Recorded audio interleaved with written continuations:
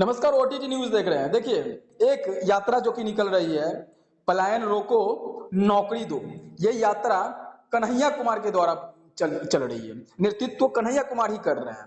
उनके साथ हजारों की संख्या में छात्र जो नेता हैं वो सभी उनके पीछे पीछे चल रहे हैं। हमारे साथ उन्हीं छात्रों में से एक एनएसयूआई के पूर्व जिला अध्यक्ष हैं। उनसे बात करेंगे कि क्या कैसा इनका यात्रा चल रहा है, उन सभी चीजों को लेकर बात करेंगे इनसे। क्या लग रहा है शिवम जी, क्या लग रहा है आपको जो यात्रा निकली है, उस यात्रा में आप उनके साथ हैं, हमेशा साथ देने वाले लोग हैं, आप एनएसयूआई के बहुत पुराने कार्यकर्ता हैं, तो कैसे क्या आप लोग क्या करने वाले हैं, पूरा नया खेला खेलने वाले हैं क्या?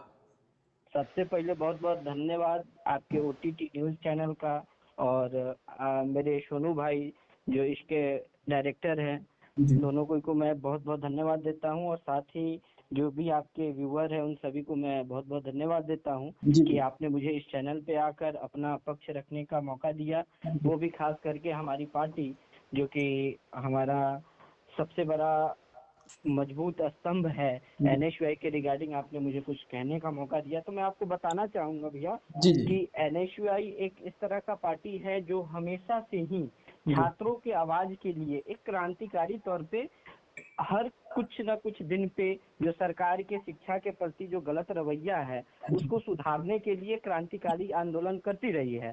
उसी तरह से हमारे कन्हैया कुमार जी के नेतृत्व में आदरणीय श्री सूरज यादव जी जो हमारे प्रदेश अध्यक्ष हैं उनके नेतृत्व में और युवा कांग्रेस की टीम के साथ ही साथ जितने भी हमारे नेता हैं सारे लोग के साथ राहुल जी के दिशा निर्देश में भितरवा से लेकर सदाकत आश्रम तक के लिए एक पद यात्रा का आयोजन किया गया है जो कि बिहार के लगभग सभी जिलों से होते हुए गुजरेगी। और ये मुझे पूरा यकीन है कि ये कांग्रेस के लिए चुनाव से पहले ये यात्रा बहुत ही महत्वपूर्ण साबित होने वाली है।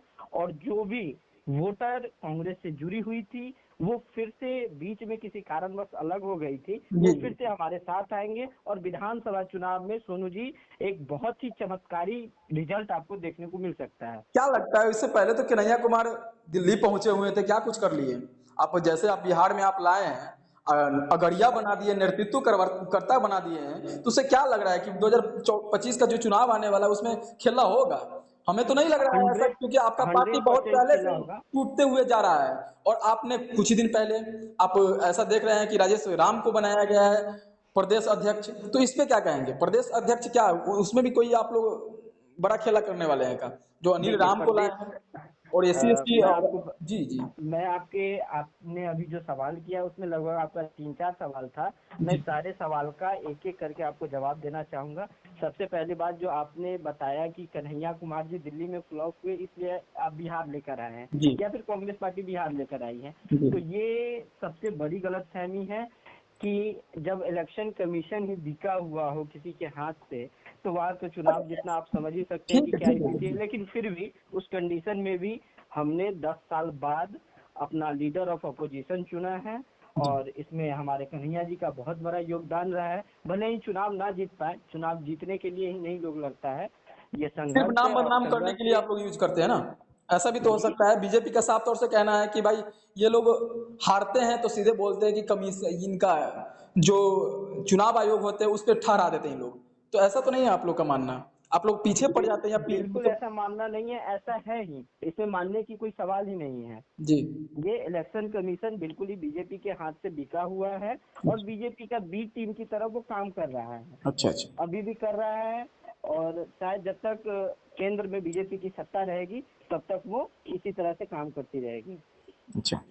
और और दूसरा सवाल आपका ये था कि बिहार में कांग्रेस का मुख्य चेहरा के तौर पे कन्हैया कुमार जी को लाना कांग्रेस के लिए कैसा साबित होगा, तो मैं ये आपको बता दूं कि दिल्ली यूनिवर्सिटी का जो आंदोलन था शायद हमने भी सुना था और आपने भी सुना होगा जी कि वो एक क्रांतिकारी नेता है और बिहार उनकी जन्मभूमि है, साथ ही साथ कर्म भूमि है।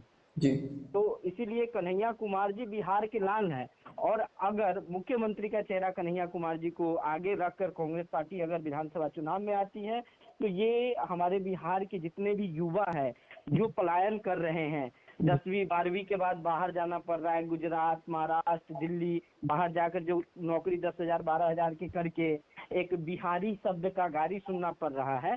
इस तरह का कुछ भी नहीं होगा।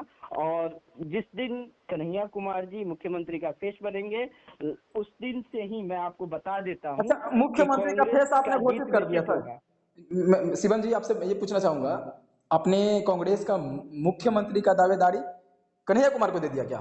जी नहीं, आपने बताया है अभी जिस तरह से कि कांग्रेस पार्टी आगे कर रही है कन्हैया कुमार को, तो इसमें कुछ भी बुराई नहीं है। देखिए, अगर मेरा अनुमान ये है, मैं हम ये युवा मैं हैं, नहीं कर हम रहा युवा हूँ। चेहरा चाहते हैं, तो इसलिए मैं आपको ये बताना चाहूंगा कि अगर कन्हैया कुमार जी को मुख्यमंत्री उम्मीदवार बनाया जाए तो ये उनसे बेहतर और कुछ हम लोगों के लिए, हम युवाओं के लिए, आप वो लोग चाहे तो मेरे हमेशा लिए बात हो पे या बात फिर आपके पलटते लिए। रहते हैं। देखिए, कुछ दिन पहले विरोध भी किया गया था अखिलेश सिंह का, आपने सुना होगा। उसमें बोला गया था, देखिए, साफ तौर से कहा गया था कि भाई, जब आपके नेता जो देश भर के नेता, मतलब इंटरनेशनल लेवल नेता राहुल गांधी पटना आते हैं और पटना के जस्ट सामने सामने विरोध होता है कि अखिलेश सिंह को हटाया जाए, निष्कासित किया जाए, उनकी बातों को नहीं सुना जाता था, उनकी बातों को लेकर अवहेलना किया जाता था। इसलिए उन्होंने कहा, साफ तौर से उस वीडियो को मैंने चढ़ाया भी था, आप देख सकते हो ओटीटी न्यूज पे। उन्होंने भी कहा था कि भाई, इनके जो कार्यकर्ता हैं वो लोग खुद बिके हुए हैं, वो लोग खुद जो पैसा देते हैं उन्हीं को पद देते हैं और काम करने के लिए कहते हैं। और दूसरी बात, आपने बोला जो ये कन्हैया कुमार को मुख्यमंत्री बनाएंगे, इससे पहले आरजेडी और इन लोगों में बात हुई थी, तो आपके अखिलेश सिंह ने कहा था कि अगर हमारी सरकार आती है, तो हमारी गठबंधन की सरकार आती है, तो बिहार से 2 उप मुख्यमंत्री होनी चाहिए। तो इसमें कन्हैया कुमार भी शामिल थे क्या? इस पे मैं कोई भी टीका टिप्पणी नहीं करना चाहूंगा। ये आला कमान का फैसला होता है, ये राष्ट्रीय नेतृत्व तय करता है जी कि कौन चुनाव में कितना मेहनत किया है, और कांग्रेस पार्टी में जो भी जितना मेहनत करता है उतना आगे तक जाता है। तो अगर राहुल जी के नजर में या फिर राष्ट्रीय नेतृत्व के नजर में कन्हैया कुमार जी उस तरह का चेहरा लगेंगे तो निश्चित तौर पे ही देंगे। लेकिन मेरा एक आंतरिक इच्छा है युवा होने के नाते कि जरूर ही उनको मुख्यमंत्री का फेस रखकर आगे लाना चाहिए कांग्रेस पार्टी को। बिल्कुल बिल्कुल बिल्कुल। तो क्या लग रहा है, 2025 का लास्ट आपसे सवाल लेना चाहेंगे, 2025 में आपका भी कुछ मंतव्य चल रहा है क्या? मैं पूर्ण रूप से अभी जनता के बीच में बना हुआ हूँ, और ये मैंने अभी कोई डिसाइड नहीं किया है कि मेरा कौन सा विधानसभा होगा, लेकिन मैं अपने गृह जिला में ही जनता के बीच में हूँ। अगर पार्टी चाहेगी, पार्टी आलाकमान चाहेगी और जनता का मन होगा तो जरूर ही हमें विधानसभा में भेजने का काम करेगा। बिल्कुल बिल्कुल। चलिए, बहुत बहुत शुभकामना आपको, और ऐसे ही मेहनत करते रहिए। देखते हैं, आगे बने रहिए आप हमारे साथ, हमेशा चैनल पे आते रहिएगा। कोई भी पुरानी बातें हो, आपको लगता हो कि इस चीज पे, मुद्दे पे बात करनी चाहिए, तो आप मुझे बेहिचक आप मुझे बता सकते हैं, और आपकी बात को भी हमारे चैनल रखेगी। ठीक है, बहुत बहुत धन्यवाद। बिल्कुल, बहुत बहुत आपका भी धन्यवाद, ओटीटी न्यूज के व्यूअर्स का भी धन्यवाद, सब्सक्राइबर्स का भी धन्यवाद, जी और जी। हमारे सोनू भाई का भी स्पेशल धन्यवाद, जो आपने आकर कांग्रेस पार्टी के संबंध में कुछ रखने का मौका दिया मुझे। बहुत बहुत धन्यवाद।